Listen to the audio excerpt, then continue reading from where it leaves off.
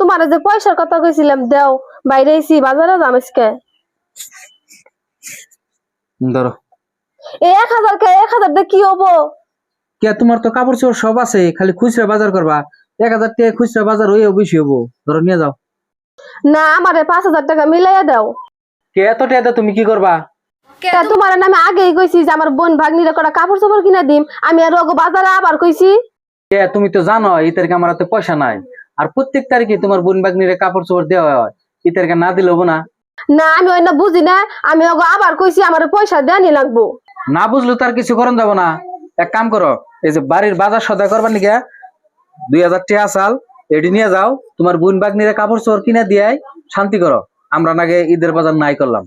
ধরো, নেও নেও না কে, যাও বাজার যাই কাপড় চোপড় কিনা দাও গা।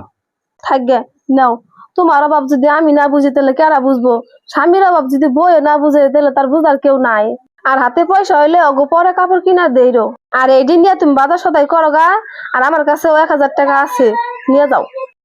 ধরো। থাকবে, তুমি যে আমার অভাবটা বুঝছো তাতে আমি শান্তি পাইছি। আর 1000 লাগবো না, 1000 তোমার কাছে থাক। আমার বহুত করবে করে হারে, যখন লাগবো তখন চাইলে আমার দিও, তখন তোমার কাছে রাখো। যাও।